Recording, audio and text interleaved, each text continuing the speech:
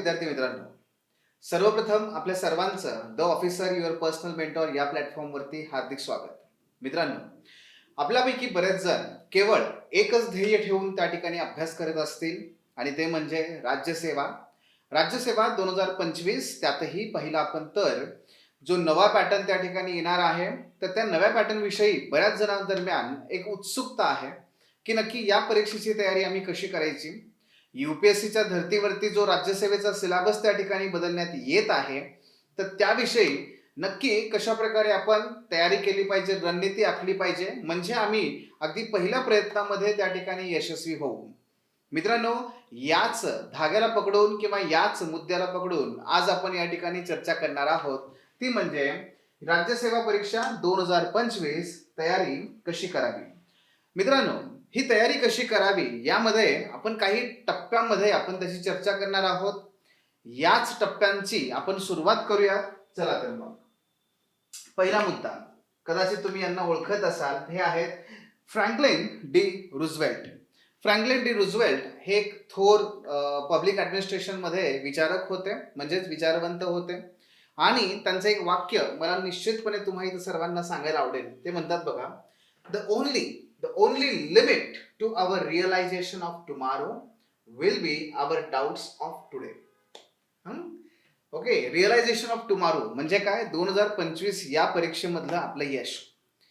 आणि ह्या 2025 मधलं जे आपलं यश आहे, जर ते कशामुळे झाकोळलं जाईल किंवा कशामुळे आपण त्याच्यापासून वंचित राहू किंवा ते का आपल्याला मिळणार नाही, तर त्याचं मुख्य कारण हे तेव्हा नसणार आहे, आज असणार आहे, जर आज आपण आपल्या ॲबिलिटीवरती, आपल्या क्षमतांवरती जर संशय घेत असू, तर निश्चितपणे तेव्हाचं यश आपल्याला मिळणार नाही. आणि म्हणून जर आपल्याला तेव्हा यश मिळवायचं असेल, तर मित्रांनो, सर्वप्रथम स्वतःवरती विश्वास ठेवा आणि या दिशेने, त्या परीक्षेच्या दिशेने अत्यंत दमदार पावलं टाका. निश्चितपणे तुम्हाला यश मिळेल, यात कुठल्याही प्रकारची किंचितही आपल्याला शंका नाहीये. तेव्हा सुरुवात करूया. पहा, याचा पहिला मुद्दा आहे तो म्हणजे जर आपल्याला 2025 ची परीक्षा द्यायची असेल, तर पहिलं बेसिक काम आपण केलं पाहिजे, ते म्हणजे या परीक्षेचं स्वरूप समजून घेतलं पाहिजे, त्याची संरचना समजून घेतली पाहिजे. कारण जोपर्यंत आपण नक्की परीक्षा कशी असणार आहे हेच आपल्याला माहित नसेल, त्या खेळाचे नियम माहिती नसतील, तर मग पुढे सर्व चर्चा जी आहे ती निरर्थक असणार आहे, हे लक्षात घ्या. आणि म्हणून आता जशी परीक्षा आहे आपली राज्यसेवेची, तशीच मित्रांनो त्यावेळेस सुद्धा परीक्षा असणार आहे, म्हणजे त्याचे टप्पे तसेच असणार आहेत. परीक्षा आजची ऑब्जेक्टिव्ह आहे, तेव्हा ती सब्जेक्टिव्ह असणार आहे, डिस्क्रिप्टिव्ह असणार आहे, म्हणजे लेखी असणार आहे, हेही आपण त्या ठिकाणी लक्षात घेऊया. बघा, आता जशी राज्यसेवा पूर्व परीक्षा आहे, अगदी तशाच पद्धतीने तेव्हा सुद्धा राज्यसेवा पूर्व परीक्षा असणार आहे, ज्यामध्ये 400 गुण असणार आहेत.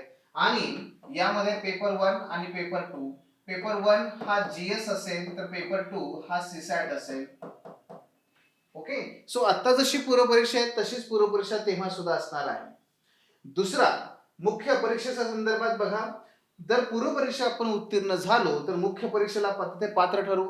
आणि ही मुख्य परीक्षा मात्र तब्बल 1750 गुणांची आहे, 1750 गुणांची असेल. आणि ही संपूर्णपणे लेखी असेल, म्हणजेच काय, डिस्क्रिप्टिव्ह असेल. आत्ताची परीक्षा ही ऑब्जेक्टिव्ह होती, आता ही डिस्क्रिप्टिव्ह असेल. आणि त्यानंतर मुलाखत असेल, तीही तब्बल 275 गुणांची आहे. तेव्हा लक्षात घ्या की याच पद्धतीने 3 टप्पे असणार आहेत तेव्हा सुद्धा. आता बेसिक फरक काय, आजची ऑब्जेक्टिव्ह असेल तेव्हा मात्र ते डिस्क्रिप्टिव्ह असेल. पुढे चला, जर आपण बघितलं तर यामध्ये 2025 मध्ये जी राज्यसेवा होणार आहे त्यामध्ये कंपल्सरी मराठी आणि कंपल्सरी इंग्रजी विषयांचे 2 पेपर असतील, पण ते दोन्हीही पेपर क्वालिफाईंग नेचरचे असतील, म्हणजे त्यात केवळ आपण उत्तीर्ण होणं आवश्यक आहे. मात्र गुणवत्तेसाठी तुम्हाला जे काही पेपर्स महत्वाचे ठरतील, तर ते म्हणजे पहिला आहे निबंध. सामान्य अध्ययनाचे तुम्हाला जवळपास 4 पेपर आहेत, यामध्ये वेगवेगळे विषय आहेत. आणि सर्वाधिक महत्वाचा वैकल्पिक विषय हा सुद्धा त्या ठिकाणी तुम्हाला अभ्यासायचा आहे. सो अशा पद्धतीने 3 भाग याचे पाडता येऊ शकतात. अतिशय डिटेलमध्ये तुम्हाला हा तक्ता आहे, तुम्ही व्हिडिओ पॉज करून त्या ठिकाणी हा वाचू शकता. त्यानंतर आता प्रत्यक्ष पुढे जाऊया. एक बेसिक स्ट्रक्चर आपण पाहिलंय. याच्यापूर्वी सुद्धा आपण एक व्हिडिओ याच्यावरती बनवलेला होता की नक्की राज्यसेवेचं संरचना कशी असेल, 2025 मध्ये नक्की स्वरूप कसं असणार आहे. तर तुम्ही नक्की तो त्या ठिकाणी पहा. तुम्हाला खालती डिस्क्रिप्शन बॉक्समध्ये तो तुम्हाला पाहायला मिळेलच. ओके, चला आता अभ्यास. नक्की तयारी कशी करायची आहे. तर मित्रांनो, नक्की तयारी कशी करायची आहे, तर त्याचे 3 आधारस्तंभ आहेत. सर्वप्रथम ते लक्षात घ्या. 3 पिलर आहेत की ज्याच्यावरती तुमची पुढची तयारी डिपेंड असेल. हे 3 पिलर कोणते आहेत, तर क्रमांक 1 पहिला आहे अभ्यासक्रमाचं विश्लेषण, क्रमांक 2 प्रश्नपत्रिकेचं विश्लेषण आणि क्रमांक 3 स्वतःचं विश्लेषण. मित्रांनो, अभ्यासक्रमाचं विश्लेषण आणि प्रश्नपत्रिकांचं विश्लेषण लक्षात घ्या. राज्यसेवा म्हणजेच काय, महाराष्ट्र लोकसेवा आयोग आणि तुम्ही, तुमच्या दोघांच्या दरम्यान कुणीच नाहीये. ना आम्ही आहोत, ना कोणी एखादा क्लेम करत असेल तर तो सुद्धा नाहीये. मग तुम्ही आणि तुमचं यश म्हणजे राज्य लोकसेवा आयोग, या दोघांच्या दरम्यान कोण आहे बरं, तर फक्त आहेत ते म्हणजे अभ्यासक्रम आणि प्रश्नपत्रिका. आणि म्हणून मित्रांनो लक्षात घ्या, एमपीएससीला काय हवंय तुमच्याकडून, हे एमपीएससी कशी सांगते, तर अभ्यासक्रम आणि प्रश्नपत्रिकेच्या माध्यमातून. मग तुम्ही सुद्धा समजून घ्यायला हवं की राज्यसेवा या राज्य लोकसेवा आयोगाला नक्की तुमच्याकडून काय अपेक्षा आहेत. जर त्या अपेक्षा तुम्ही समजू शकलात तर तुम्ही त्या अपेक्षा पूर्ण करू शकाल आणि आयोग सुद्धा तुम्हाला तुमच्या अपेक्षेप्रमाणे चांगलं पद त्या ठिकाणी देऊ शकेल. आणि म्हणून मित्रांनो लक्षात ठेवा, अभ्यासक्रम हा जसा एखादा धार्मिक व्यक्ती गीता, कुराण, बायबल याचं दररोज पठण करतो, तशा पद्धतीने तुम्ही दररोज अभ्यासक्रमाचं पठण केलं पाहिजे, वाचला पाहिजे, समजून घेतला पाहिजे. मित्रांनो लक्षात घ्या, जर अभ्यासक्रमाचं विश्लेषण आणि पाठांतर असेल तर तुमचा अभ्यास फक्त स्टडी टेबल आणि चेअर इथपर्यंत मर्यादित राहत नाही. तुमचा अभ्यासक्रम, तुमचा अभ्यास हा जर तुम्हाला पाठ असेल, विश्लेषित असेल, तर मित्रांनो तुमचा अभ्यास हा जळी स्थळी काष्टी पाषाणी इत्र तत्र सर्वत्र सर्व ठिकाणी त्या ठिकाणी होऊ शकतो. आणि म्हणून हे फार महत्वाचं आहे. शिवाय अभ्यासक्रमच तुम्हाला हे सांगतं की काय करायचं नाहीये. लक्षात घ्या, एखादं कुठलंही पुस्तक घ्या, गुरुवरन बेल्लेकर घ्या, लक्ष्मीकांत घ्या किंवा सौदी सरांचं पुस्तक घ्या, कुठलंही पुस्तक घ्या, त्यात काय करायचं नाही जर हे कळलं ना, तर तुमचं वाचनाचं काम हे जवळपास 1/3 कमी होतं. म्हणून हेही लक्षात घ्या की काय करायचंय याच्यापेक्षा काय करायचं नाहीये हेही कळलं पाहिजे आणि ते केवळ तुम्हाला यामधून कळू शकतं. दुसरा मुद्दा, प्रश्नपत्रिकांचं विश्लेषण. मित्रांनो, या 2 ते 3 दिवसामध्ये आपली ही जी सिरीज आपण सुरू केली आहे त्याच्या अंतर्गत जे शेवटचं पुष्प असेल, शेवटचं जे काही आपला सेमिनार असेल, वेबिनार असेल, तर त्याच्या अंतर्गत तुम्हाला प्रश्नपत्रिकांचं नक्की विश्लेषण कसं करायचंय हे सुहासनी मॅडम त्या ठिकाणी तुम्हाला नक्की सांगतील. तो तुम्ही आवर्जून पहा आणि हा फार महत्वाचा मुद्दा आहे. आणि तिसरा जो सर्वात महत्वाचा आहे यांच्या बरोबरीनेच, तो म्हणजे स्वतःचं विश्लेषण. लक्षात घ्या, आपण दुसऱ्यांकडून फार अपेक्षा करतोय, त्याने हे केलं पाहिजे, त्याने तसं नाही केलं पाहिजे, आयोगाने असं करावं, आयोगाने तसं नाही करावं. अरे पण स्वतःचं काय, स्वतःला विसरतोयस तू. असं नाही करून चालणार. आपल्यामध्ये कोणत्या क्षमता आहेत, आपल्यामध्ये कोणत्या क्षमता नाही आहेत, आपल्याला काय सुधारणा कराव्या लागतील, हे स्वतःचं विश्लेषण केल्याशिवाय पुढे जाता येत नाही. आणि म्हणून मित्रांनो लक्षात घ्या, हे 3 आधारस्तंभ आहेत, अभ्यासक्रम, प्रश्नपत्रिका आणि स्वतःचं विश्लेषण. यानंतर येतं ते म्हणजे प्रत्यक्ष तयारी. प्रत्यक्ष तयारीचे 4 टप्पे येतात. 1, मूलभूत अभ्यास, फाउंडेशन तयार करा. दुसरा, अभ्यासक्रमाचा अध्ययन, जो सिलेबस दिलेला आहे त्याचा अभ्यास करायचा आहे. तिसरा, उत्तर लेखन. आणि चौथा, प्रत्यक्ष परीक्षेला सामोरं जाणं. सो पहिल्यांदा फाउंडेशन बिल्टअप करायचं आहे. लक्षात घ्या, पहिल्यांदा काय करायचं आहे, पाया बांधायचा इमारतीचा. दुसऱ्या टप्प्यात प्रत्यक्ष इमारत बांधायचे, मग अभ्यासक्रम सगळा संपूर्ण संपवायचा आहे. तिसऱ्या टप्प्यामध्ये तिथे उत्तर लेखनाचा सराव, त्या इमारतीत आत जाण्यासाठी पायऱ्या, त्यानंतर व्यवस्थित जिने, व्यवस्थित त्या ठिकाणी लिफ्ट, हे सगळं व्यवस्थित असलं पाहिजे. तर प्रत्यक्ष मग तुम्ही त्या इमारतीमध्ये जाऊन राहायला लागाल, ती म्हणजे परीक्षेला सामोरं जाणं. बघूया या ठिकाणी काय काय मुद्दे आहेत, कशा कशा पद्धतीने आहेत. नेहमी या 4ही बाबीबद्दल आपण जर थोडंसं मध्ययुगीन कालखंडामध्ये जे युद्ध व्हायचे ना, ते युद्धांच्या संदर्भात जर चर्चा केली तर तेही तुम्हाला खूप चांगल्या प्रकारे समजेल. बघा, हे जसं की मूलभूत अभ्यास जो आहे म्हणजे काय, की तुमच्याकडे सैनिक आहे पण खाऊन पिऊन निवांत आहे, उपयोग नाहीये. मूलभूत काय त्या ठिकाणी करावं लागेल, तर सैनिकांनी सतत व्यायाम करणं, स्वतःच्या शरीराला पिळदार बनवणं, सातत्याने जे काही मूलभूत कौशल्य आहे, तलवारबाजी असेल, घोडबाजी असेल, व्हॉटेव्हर, तर त्या पद्धतीने ते मूलभूत अभ्यास करणं फार महत्वाचं आहे. दुसरं, अभ्यासक्रमाचं अध्ययन म्हणजेच काय, की आपल्याकडे कुठल्या कुठल्या प्रकारची शस्त्र आहेत, कुठल्या कुठल्या प्रकारची आपली बलस्थानं आहेत, कुठल्या कुठल्या प्रकारची आपल्याकडे बाबी नाही आहेत, याचा आढावा घेणं, त्यानुसार त्याच्यावरती काम करणं. तिसरं, उत्तर लेखनाचा सराव. नेहमी युद्धातच पहिल्यांदा लढाई घेतली पाहिजे असं नाही, रंगीत तालीम केली पाहिजे. युद्धांचा सराव, तुम्हाला माहिती आहे अनेक देश सातत्याने युद्धाचा सराव करत असतात बघा. हा युद्धाचा सराव आणि प्रत्यक्ष वेळ आली तर मात्र प्रत्यक्ष समोरे जाणं. मित्रांनो, या पद्धतीने राजवाड्यांनी, या पद्धतीने छत्रपती शिवाजी महाराजांनी जर आपल्या सैन्याची आणि आपल्या एकूणच रणनीतीची जर आखणी केली असेल, तर आपण ती आखणी आपल्या अभ्यासामध्ये यश मिळवण्यासाठी का करायचं नाही, करूया. चला, पहिला मुद्दा घेऊयात, मूलभूत अभ्यास, फाउंडेशन कसं बिल्डअप करायचं. फाउंडेशन बिल्डअप करण्यासाठी अगोदर फाउंडेशन बिल्डअप करण्याच्या अगोदर तुम्हाला मुद्दा सांगायचा आहे मला, की हे जे काही 4 टप्पे आहेत, ह्या 4 टप्प्यांसाठी आपण वेळ किती दिला पाहिजे. 2025 हे आपलं टार्गेट आहे की नाही, तर 2025 पर्यंतचा जो वेळ आहे, आज ऑगस्ट आहे, 2025 पर्यंतचा वेळ आहे आपल्याकडे. या 4 टप्प्यांना आपण कसा वेळ देऊ शकतो पहा. मूलभूत अभ्यास जर फाउंडेशन कंप्लीट करायचं आहे, तर त्यामध्ये ऑगस्ट ते ऑक्टोबर जवळपास 3 महिने तुम्ही देऊ शकता या वर्षातले.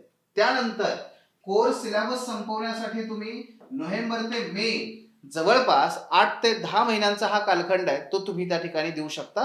कोर्स सिलेबस संपवणं गरजेचं आहे, त्यासाठी बराच वेळ लागतो. उत्तर लेखनाचा सराव आणि व्हॅल्यू ॲडिशन नंतरचे पुन्हा आपल्याला जवळपास 5 ते 6 महिने याच्यावरती काम करायचं आहे आणि प्रत्यक्ष परीक्षेला सामोरं जायचंय 2025 मध्ये. मित्रांनो, सर्वात मोठा गैरसमज दूर करा, तो म्हणजे 2025 ला परीक्षा आहे. लक्षात घ्या, 2025 ला परीक्षा आहे. बऱ्याच जणांना अजून हे वाटतं की 2025 मध्ये मला अभ्यासच करायचा आहे. बिलकुल नाही, अभ्यास करायचा आहे तो फक्त डिसेंबर 2024 पर्यंत. 2025 मध्ये तुझी परीक्षा आहे, लक्षात ठेव. परीक्षांना सामोरे जाणे हे आपल्याला त्या ठिकाणी गरजेचं ठरतं. सो कालखंड जर बघितला आपण, तर हा जवळपास 3 महिन्याचा आहे, 8 ते 10 महिन्याचा आहे, 5 ते 6 महिन्याचा. एवढाच वेळ तुम्हाला उपलब्ध आहे. जर काही तुम्हाला प्रत्यक्ष तयारी करायची असेल, तर तुम्ही इथंच ती संपवणं गरजेचं आहे. आणि मग इथं पुढे काय, की तुम्ही प्रत्यक्ष परीक्षेला सामोरं जाणं अपेक्षित आहे. आता आपला पहिला मुद्दा बघूया, फाउंडेशन. फाउंडेशन बिल्डअप करणं म्हणजे काय करणं, तर पहिल्यांदा सगळ्यात महत्वाचं आहे वाचन, मूलभूत वाचन, शालेय पाठ्यपुस्तकं आणि त्याचबरोबर याच्यामध्ये स्टेट बोर्ड, ओके, आणि त्याचबरोबर गरजेचं आहे एनसीईआरटी. या दोघांचं वाचन फार महत्वाचं आहे. यातून आपल्याला काय करायचं आहे, कॉन्सेप्च्युअल क्लॅरिटी करायची आहे. कॉन्सेप्च्युअल क्लॅरिटी फार महत्वाची आहे या डिस्क्रिप्टिव्ह एक्झामिनेशन मध्ये. आणि दुसरा मुद्दा काय, तो म्हणजे आपली भाषा.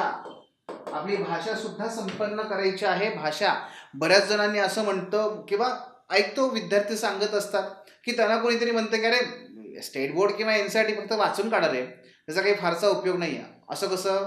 अहो, प्रत्यक्ष तुम्हाला त्यामधून वेगवेगळ्या प्रकारचे परीक्षेमध्ये प्रश्न आलेले आहेत. त्याची भाषा अत्यंत ओघवते की ज्या भाषेचा उपयोग करून तुम्ही प्रत्यक्ष परीक्षेमध्ये आपली उत्तर अत्यंत प्रभावीपणे लिहू शकता. आणि लहान मुलांना समजण्यासारखी ती भाषा आहे, तर तुम्हाला सुद्धा ती सोपी ओघवती अंगीकारता येऊ शकते. तुमची भाषा संपन्न होईल, परीक्षेमध्ये चांगल्या प्रभावीपणे लिहिता येईल आणि त्याचबरोबर कॉन्सेप्च्युअल क्लॅरिटी, म्हणून हे पहिलं फार महत्वाचं आहे. आणि दुसरं, मूलभूत कौशल्य. याच फाउंडेशनमध्ये तुम्हाला काय कशा पद्धतीने आपल्या वाचनाचा वेग वाढवता येईल, लेखनाचा जो स्पीड आहे तो कसा वाढवायचा, आपलं लेखन कौशल्य कसं वृद्धिंगत करायचं, न्यूजपेपर कसा वाचायचा, आपल्या वेळेचं व्यवस्थापन कसं करायचं, ॲनालिसिस किंवा ॲनालिटिकल ॲबिलिटी, क्रिटिकल थिंकिंग ह्यासारखी कौशल्य कशी विकसित करायची, हे सगळं तुम्हाला इथं करता आलं पाहिजे. आणि हे जर आपण इथे फाउंडेशनमध्ये पाया जर पक्का बनवला, तर पुढे तुम्हाला फार वेळ लागत नाही, लक्षात घ्या. आणि म्हणून फाउंडेशनमध्ये मूलभूत वाचन आणि मूलभूत कौशल्य हे अत्यंत महत्त्वाचे 2 मुद्दे आहेत. त्यानंतर दुसरा टप्पा येतो प्रत्यक्ष अभ्यासक्रम. आपला जो सिलेबस आहे, सिलेबसमध्ये 3 बाबी येतात. एक, आपले जीएसचे जे सामान्य अध्ययनाचे 4 पेपर आहेत ते. दुसरा वैकल्पिक विषय आणि तिसरा आहे निबंध. मित्रांनो, निश्चित आहे की वैकल्पिक विषय, निबंध आणि ह्या 4 पैकी जो चौथा पेपर आहे एथिक्स, याच्यावरतीच तुमचा रिझल्ट असणार आहे. पण तरी सुद्धा इतर विषयांकडे आपण दुर्लक्ष करायचं नाही, कारण आपल्याकडे वेळ आहे. आपल्याकडे वेळ आहे तर आपण एक एक एक पेपर घेऊन त्या ठिकाणी त्यांचा अभ्यास केला पाहिजे. आणि हे करत असताना जो पहिला मुद्दा येतो तो म्हणजे सामान्य अध्ययनाचे 4 पेपर्स, दुसरा वैकल्पिक विषय, तिसरा आहे निबंध. मग ह्या सगळ्या विषयांसाठी आता यामध्ये काय काय होतं बघा, की तुम्हाला पेपर पहिल्यामध्ये हिस्ट्री, जिओग्राफी, पॉलिटी, पेपर दुसरा जो आहे तो पॉलिटी आहे, पेपर तिसऱ्यामध्ये इकॉनॉमिक्स आहे, सायन्स टेक आहे, त्यानंतर तुम्हाला एन्व्हायरमेंट आहे, पेपर चौथ्यामध्ये एथिक्स आहे, निबंध आहे. या सगळ्या विषयांची मग आपल्याला त्या ठिकाणी व्यवस्थित अभ्यास करणं गरजेचं आहे की नाही. मग ते करायचं असेल तर काय करावं लागेल, त्यासाठी त्याला वेळ द्यावा लागेल. एक साधं गणित घ्या, की जर आपण विषयांची यादी बघितली आणि त्यानुसार त्यांची एक मोजणी केली ना, तर मित्रांनो जवळपास GS मध्ये तुम्हाला 10 ते 12 विषय येतात. शिवाय ऑप्शनल आहे. जर आपण ह्या 10 ते 12 प्लस ऑप्शनल या 14, आपण राऊंड फिगर केलं, समजा एक 10-12 विषय आपण पकडले, तरी सुद्धा एका महिन्याला एक विषय या पद्धतीने जरी बघितलं तरी आपल्याकडे वेळ कमी आहे की नाही. 1 वर्ष त्याला किमान लागेलच की नाही. मग त्यानुसार त्याची तयारी करणं अपेक्षित आहे, पुरेसा वेळ देणं अपेक्षित आहे, वाचणं महत्वाचं आहे. कारण लक्षात घ्या, अभ्यास म्हणजे केवळ वाचन आहे का, तर तसं नाही आहे. अभ्यास म्हणजे वाचन तर आहेच आहे, पण वाचनाच्या अगोदर आपण जे म्हणलं ना, की अभ्यासक्रमाचं विश्लेषण, PYQचं विश्लेषण, मग प्रत्यक्ष त्या टॉपिकचं वाचन, वाचनानंतर त्याच्यावरती काढाव्या लागतील नोट्स, नोट्स काढल्यानंतर काय करावं लागेल, आलेले PYQ आहेत ते सॉल्व करणं, तपासून घेणं, फीडबॅक घेणं, ह्या सगळ्या प्रक्रिया पार पाडणं म्हणजे खऱ्या अर्थाने अभ्यास आहे. अदरवाईज नुसतं वाचणं म्हणजे काय, स्वतःचं त्या ठिकाणी सांत्वन करण्यासारखं आहे किंवा स्वतःलाच त्या ठिकाणी फसवण्यासारखं आहे. लक्षात घ्या, वाचणं म्हणजे अभ्यास नव्हे. आता बऱ्याच विद्यार्थ्यांना असं वाटतं की सर नोट्स कधी काढायच्या, कसं, आमच्याकडे वेळ कमी आहे. बाळा काय होतं, आपण शॉर्टकट मारले ना की त्या ठिकाणी आयोग पण आपल्याला कट मारतं. लक्षात घ्या. आणि म्हणून शॉर्टकट मारू नका, अन्यथा आपल्याला कट ठरलेला आहे आणि तसं होऊ द्यायचं नसेल. केवळ हे बघा, लक्षात घ्या, अपेक्षा सगळ्यांना असतात की मी याच वर्षी IAS झालं पाहिजे, मी याच वर्षी अधिकारी झालं पाहिजे. हो, पण अपेक्षांना जोड दिली पाहिजे तेवढ्या परिश्रमाची, मेहनतीची, कौशल्यांची, तर उपयोग आहे. अन्यथा काय उपयोग आहे त्या गोष्टींचा. पुन्हा पुन्हा त्या ठिकाणी वारी ठरलेलीच आहे. आणि म्हणून हे करू द्यायचं नसेल, घडू द्यायचं नसेल तर व्यवस्थित अभ्यास करा. अभ्यास करा, अभ्यासामध्ये सातत्याने मार्गदर्शन घ्या, हे गरजेचं आहे. सो हा दुसरा मुद्दा आहे, अभ्यासक्रमाचं बेसिक अभ्यासक्रमाचं आपल्याला त्या ठिकाणी विश्लेषण करायचं आहे. त्यानंतर तिसरा टप्पा येतो उत्तर लेखनाचा सराव. हा जनरली तुमचा पुढच्या वर्षी जून पासून स्टार्ट होईल, जून 2024 पासून स्टार्ट होईल. उत्तर लेखनाचा सराव, व्हॅल्यू ॲडिशन. लक्षात घ्या, उत्तर लेखनाबाबत मी जेव्हा तुम्हाला म्हणतोय की उत्तर लेखन तुमचं पुढच्या जूनमध्ये येईल, तेव्हा याचा अर्थ लक्षात घ्या. आजही आपल्याला डे 1 पासून लिहिणं अपेक्षित आहे. तुम्ही लिहिलंच पाहिजे, डे 1 पासून लिहिलं पाहिजे. पण हे डे 1 पासून लिहित असताना मित्रांनो लक्षात घ्या, आज आपण काय करणार आहे, तर आज आपण परीक्षेच्या दृष्टिकोनातून जसे ॲक्च्युअलमध्ये जसे पेपर येतात ना, तसे पेपर सॉल्व करणार नाही आहे. आज आपण टॉपिक वाईज त्या ठिकाणी प्रॅक्टिस करणार आहोत.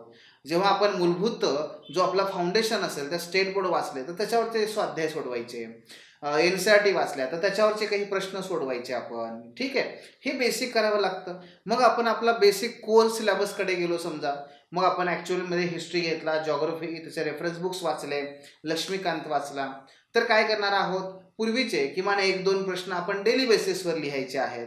सो अशा पद्धतीने ते करावं लागेल. आणि मग तिसरा टप्पा येईल तुमचा हा ॲक्च्युअलमध्ये उत्तर लेखनाचा.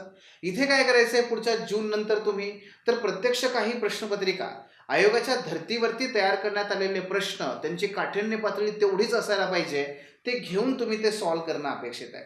जे तुम्ही पुढच्या जून पासून करणार आहात, जून 2024 ते डिसेंबर 2024 पर्यंत तुम्हाला हे करायचंय. मग हे उत्तर लेखन सराव, ज्या अंतर्गत प्रत्येक विषय हाताखालून लिहून गेला पाहिजे, ते करण्यासाठी तुमच्याकडे काय पाहिजे, तर बघा, फुल लेंथ टेस्ट तुम्ही या ठिकाणी द्यायचे आहे, एक्स्ट्रा रीडिंग करायचं आहे आणि रिव्हिजन करायचे आहे. बेसिक काय बघा, आपला अभ्यासक्रम संपला की त्यानंतर पहिलं सगळ्यात महत्त्वाचं काम आहे रिव्हिजनचं. रिव्हिजन झाल्या चांगल्या, त्याचबरोबर चांगलं लिहिणं झालं, तर आता एकच व्हॅल्यू ॲडिशनचा पार्ट राहतो आणि तो म्हणजे एक्स्ट्रा रीडिंग. जर समजा तुम्ही फक्त लक्ष्मीकांत वाचले पॉलिटीसाठी, तर ते तर बेसिक झालं. तुम्ही व्हॅल्यू ॲडिशन काय आहे, तुमच्याकडे इतर विद्यार्थ्यांच्या तुलनेत चांगल्या गोष्टी काय आहे, तुमच्याकडे इतर विद्यार्थ्यांच्या तुलनेमध्ये वेगळेपण काय आहे, यासाठी तुम्हाला काय करावं लागेल, थोडीशी व्हॅल्यू ॲडिशन त्यात ॲड करावी लागेल, काही एक्स्ट्रा रिडिंग करावी लागेल. मग हे एक्स्ट्रा रिडिंग जे आहे ते न्यूजपेपरमधून असू शकते, करंट अफेअर्सच्या वगैरे संदर्भात, किंवा जग सगळं लक्ष्मीकांत वाचतं, तुम्ही त्याचबरोबर काय केलं, एन सी आर टीतला कॉन्टेंट त्या ठिकाणी टाकलाच आहे, पण अजून काय करू शकता, तर तुम्ही एखादं डी डी बसूमधलं एखादे काही एक्झाम्पल घेऊ शकता, तुम्ही पी एम बक्षीचं त्या ठिकाणी वाचन करू शकता. या पद्धतीने तुम्ही ज्या ज्या टॉपिकवरती आयोग जास्त भर देतं तसे टॉपिक काढून त्यामध्ये तुम्ही आणखी एक्स्ट्रा रिडिंग करू शकता आणि तुमचे काही कोड त्या ठिकाणी, काही आणखी डेटा त्या ठिकाणी पुटअप करू शकता, ॲनालिसिस पुटअप करू शकता. हे तुम्हाला काय करेल, इतर सर्वांच्या तुलनेमध्ये एक वेगळेपण देईल आणि हे वेगळेपण तुम्हाला खऱ्या अर्थाने नुसता इंटरव्ह्यूला पोहोचलेला विद्यार्थी ते खूप चांगल्या मार्काने विजय प्राप्त झालेला विद्यार्थी, हा जो डिफरन्स आहे ना, तो तुम्हाला ह्या 3 गोष्टीतूनच मिळणार आहे. नाहीतर जग सगळं त्या ठिकाणी अभ्यास करतंच, मग आपण वेगळं काय करणार आहे, तर आपण वेगळं ह्या बाबी करणार आहोत. जास्तीत जास्त लिखाण, जास्तीत जास्त रिव्हिजन आणि जास्तीत जास्त त्या ठिकाणी एक्स्ट्रा व्हॅल्यू ॲडिशनचा कॉन्टेंट आपल्याला ॲड करायचा आहे. त्यानंतर परीक्षेला प्रत्यक्ष सामोरं जाणं म्हणजे कधी, जानेवारी 2025 नाही का ते ऑक्टोबर किंवा सप्टेंबर 2025 हा कालखंड आहे ना, हा तुमचा फक्त परीक्षेचा आहे, प्रत्यक्ष युद्धाचा आहे. लक्षात घ्या, कारण इथे तुम्ही अभ्यास नाही करायचा आहे, अभ्यासाला तर इथं जागा नाही आहे. जानेवारी पासून मे पर्यंत 4 ते 5 महिने फक्त काय करायचं आहे, revision, practice, test, feedback, improvement, परत रिव्हिजन, परत प्रॅक्टिस, परत टेस्ट, परत फीडबॅक, परत इम्प्रूव्हमेंट. अशा पद्धतीने मित्रांनो हे सायकल तुमचं कंटिन्युअस किती महिने, तर तब्बल 4 ते 5 महिने तुमचं हे सायकल चाललं पाहिजे. आणि जर तुम्ही या स्टेजला पोहोचलात मित्रांनो, लक्षात घ्या, तुम्हाला 101% त्या ठिकाणी यश मिळेल आणि ही खात्री आहे. फक्त आपल्याला काय होतं, बऱ्याच विद्यार्थ्यांची हीच मोठी चूक होते की परीक्षा आल्या 1 महिन्यावरती आणि अजून हा पठ्य काय करतोय, पहिलंच वाचन चालू आहे किंवा पहिली रिव्हिजन चालू आहे. नाही हो, याला यश मिळत नाही. मित्रांनो तुम्हाला सांगायचं तर पूर्व परीक्षा जर तुम्ही देत असाल तर किमान 25,000 तुमचे MCQ सॉल्व झाले पाहिजेत आणि किमान त्यांचं 2दा रिव्हिजन झालं पाहिजे. आणि जर तुम्ही ते मेन्समध्ये म्हणत असाल तर प्रत्येक विषयावरती किमान तुमचे 20 टेस्ट सॉल्व झाले पाहिजेत आणि त्याच्यावर तुमचा सराव झाला पाहिजे, त्याच्यावर तुमची रिव्हिजन झाली पाहिजे. मित्रांनो एवढ्या हे करावं लागतं, हे केल्यानेच विद्यार्थी त्या ठिकाणी अधिकारी झालेले आहेत. आपल्यालाही ते करावं लागेल, त्याशिवाय कमांड येत नाही हो, लक्षात घ्या. आणि म्हणून आपल्याला त्या ठिकाणी ह्या पद्धतीने जायचंय, या परीक्षेला सामोरं जायचंय. हा कालखंड कुठला आहे, हा आहे जानेवारी 2025 ते ऑक्टोबर 2025चा हा संपूर्ण कालखंड त्या ठिकाणी आपल्याला पाहायला मिळू शकतो. आणि याचबरोबर काही गोष्टी बेसिक सांगतो, ते म्हणजे काय टाळायचंय. प्रत्येकजण काय करायचंय हे तर सांगतात, आपणही बघितलं आता काय करायचंय, पण काय टाळायचंय याच्याबरोबरच पहिला मुद्दा तो म्हणजे चालढकलपणा.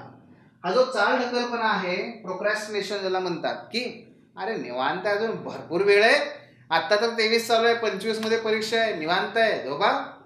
हा, हे असं नाही करायचं.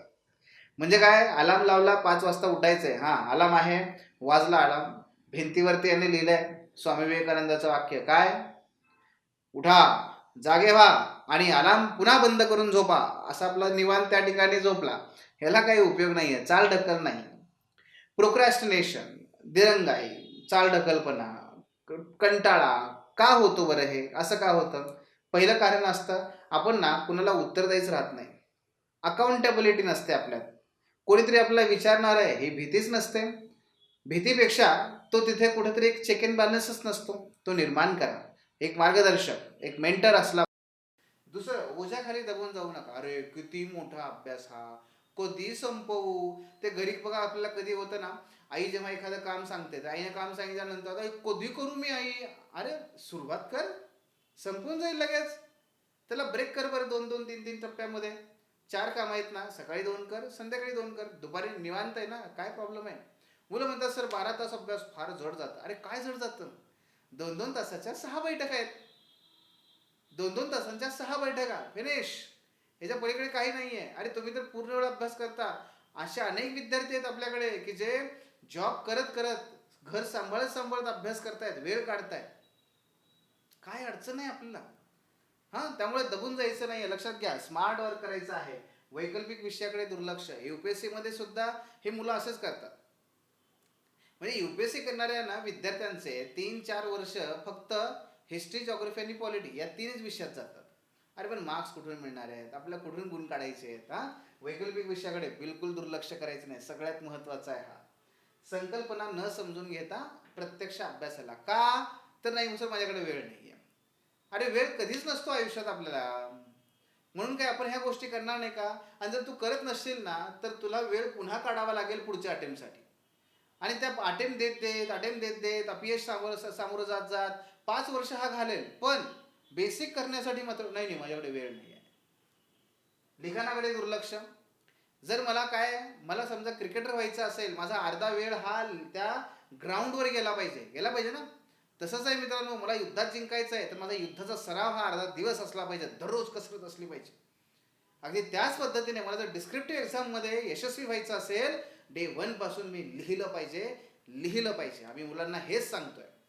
पहिल्या दिवसापासून लिहाल तर त्या ठिकाणी वाचाल तर वाचाल नाही, लिहाल तर वाचाल. लक्षात घ्या. पुढचा मुद्दा, आरोग्याकडे दुर्लक्ष. UPSC MPSC कुठल्याही स्पर्धा परीक्षेची तयारी करणाऱ्या मुलांचा सर्वात मोठा प्रॉब्लेम आहे आरोग्याकडे दुर्लक्ष. का तर म्हणे नाही सर ते अर्धा तासावर वेळ वाया जातो. अरे पण त्याच्यामुळे वाढणारी प्रोडक्टिव्हिटी किती आहे. दिवसभरच्या तल्लक बुद्धीने अभ्यास करतो, दिवसभर वाचलेलं जे लक्षात राहतं हे सगळं डिपेंड आहे तुझ्या एक्सरसाइजवर आणि मेडिटेशनवरती. किती वेळ द्यायचा आहे, अर्धा तास फक्त. ते करा, ते केलं पाहिजे. दुर्लक्ष करणे, कशाकडे दुर्लक्ष करणे तर स्वतःच्या आरोग्याकडे दुर्लक्ष करणे. त्याचबरोबर एक अत्यंत महत्वाचा दुर्लक्ष करण्याचा भाग आहे तो म्हणजे मेंटल पीस, किंवा आपण आपल्या स्वतःच्या मानसिक स्वास्थ्याकडे दुर्लक्ष करतो. हे करायचं नाहीये. मानसिक स्वास्थ्य सगळ्यात जास्त महत्वाचं आहे. आम्ही आमच्या काउन्सिलिंगमध्ये, आम्ही आमच्या या AMAX नावाच्या अत्यंत अभिनव पद्धतीमध्ये विद्यार्थ्यांचं सगळ्यात जास्त काय विश्लेषण करतो तर त्याची मेंटल टफनेस किती आहे हे विश्लेषित करतो. इतरांशी तुलना करणं पहिलं टाळायचं. आपण युनिक आहोत, हां येस. आपण सगळ्यांपेक्षा वेगळे आहोत, येस. आपलं बॅकग्राऊंड वेगळं आहे, येस. अरे मग तू कशाला तुलना करतो दुसऱ्यांशी. आणि मग तुलना करायची नाही. आपल्याला पोचायचंय का, सगळ्यांना घेऊन पोचायचं आहे नाही ना. मग आपल्याला पोचायचंय ना, मग आपण जाऊया ना. हां, लक्षात घ्या. त्यानंतर अवास्तव अपेक्षा. पुन्हा तेच, जर आपल्या अजून त्या ठिकाणी काही कशात नाही, अजून आपला अभ्यास सुरू झालेला नाहीये तर कशाला आपण अपेक्षा त्या ठिकाणी ठेवायच्या आणि घरच्यांना दाखवायच्या. अवास्तव अपेक्षा ठेवायच्या नाही. वेगळं लक्षात घ्या. आई व्हायचंय तर बाळाला 9 महिने 9 दिवस वाढवावं लागतं. असं नाही आहे की लगेच गर्भवती लगेच बाळांपण, असं नाही होत. शेतकरी पेरल्या लगेच पोतं घेऊन जात नाही दुसऱ्या दिवशी मळणी कापणी रासणी करायला. अहो त्याला वेळ लागतो, वेळ द्यावा लागतो. हे निसर्ग चक्र आहे.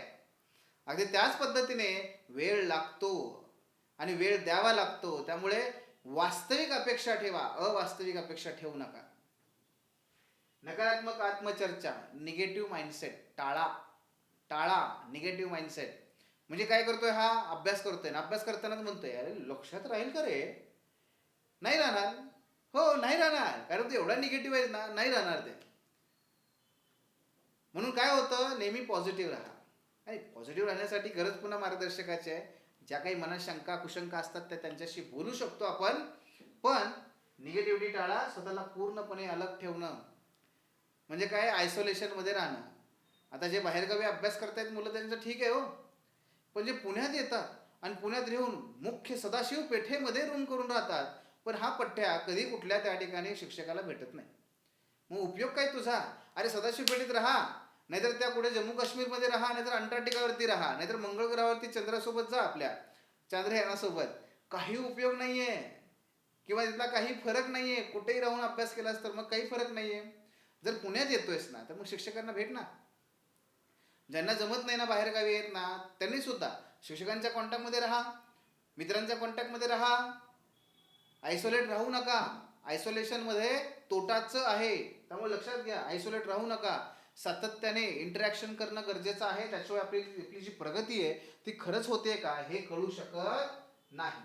आणि फायनली मित्रांनो, यशाचं सूत्र एकच आहे बघा, ते म्हणजे तुम्हाला जर खरं यशस्वी व्हायचं असेल तर सातत्य पाहिजे, सराव पाहिजे आणि सगळ्यात महत्वाचं संयम पाहिजे. सो सातत्य, सराव आणि संयम हेच खऱ्या अर्थाने यशाची त्रिसूत्री आहे. याच्या आधारावरतीच तुम्ही यशस्वी होऊ शकता. हा, फक्त या सगळ्यांसाठी तुम्हाला हवा आहे तो म्हणजे मेंटर. तुम्हाला हवा आहे मेंटर की जो तुमच्याकडून ह्या तिन्ही गोष्टी करून घेईल, प्लस ह्या करून घेण्यासाठी तुम्ही सुद्धा सातत्याने त्याच्यासोबत राहाल. सो मेंटर हा तेवढाच महत्वाचा आहे. इथे अल्बर्ट श्वाइट्झर यांचे एक वाक्य, success is not the key to happiness, happiness is the key to success. If you love what you are doing you will be successful. एका वाक्यात, जे करताय ते आनंदाने करा, आवडतंय ना ते, व्हायचंय ना अधिकारी, मग अभ्यासामध्ये आनंद घ्या. लक्षात घ्या, अभ्यास ही एक आनंददायक प्रवास बनला पाहिजे. बर्डन घेऊन आता हे कधी करू, कसं संपायचं, व्हायचं का नाही, काय, अरे अरे अरे अरे अशा अभ्यासाला काडी मात्र उपयोग नाहीये. सोड हे क्षेत्र आणि जा कुठे जायचंय तिकडे, करू नको. पण जर ह्या प्रक्रियेमध्ये आनंद निर्माण होत असेल, आनंद वाटत असेल, तर डेफिनेटली तू यशस्वी होऊ शकतो. कारण जी आनंदाची गोष्ट आहे ते करायला मिळणं हेच यशाची पहिली पायरी असते. आणि बऱ्याच वेळेस मित्रांनो, तुमची चूकही नसते. तुम्हाला आनंददायक शिक्षण मुळात प्रकार माहीत नसतो मुलांना. तुमची चूक नाहीये हे तुम्हाला तुमच्या शिक्षकांनी तुमच्या त्या ठिकाणी, ज्या ठिकाणी तुम्ही आहात त्यांनी कधी सांगितलंच नाहीये. आणि म्हणून आनंददायक अभ्यास कसा बनवू शकतो यासाठी भेटा. खालती तुम्हाला फोन नंबर दिलेले आहेत, वेगवेगळ्या प्रकारचे इथे माध्यम आहेत. आमच्याशी संपर्क साधा आणि अभ्यासाच्या एका नव्या परिप्रेक्ष्याला, नव्या दृष्टिकोनाला कसं गाठायचं, कसं आपण त्यानुसार अभ्यास करायचा, आमच्याशी संपर्क साधा. निश्चितपणे आपण चर्चा करूयात, बोलूयात आणि आपल्या एकूण प्रवासाला त्या ठिकाणी तेवढ्याच भरभक्कमपणे आपण सुरुवात करूयात. मित्रांनो, तुम्हाला कुठल्याही प्रकारचे डाऊट्स असतील तर निश्चितपणे आपल्या ह्या खालती दिलेल्या जे काही फोन नंबर्स आहेत, जे काही टेलिग्राम चॅनल आहे, जॉईन करा आणि आमच्याशी कॉन्टॅक्ट साधा. त्यानुसार आपण भेटूयात. निश्चितपणे तुम्हाला आनंद प्राप्तीतून यश आणि यशातून पुन्हा आनंद मिळावा याकरता हार्दिक हार्दिक शुभकामना. धन्यवाद. The officer, your personal mentor चॅनलच्या नवनवीन अपडेट्ससाठी चॅनलला लाईक, सबस्क्राईब आणि शेअर करा. थँक्यू.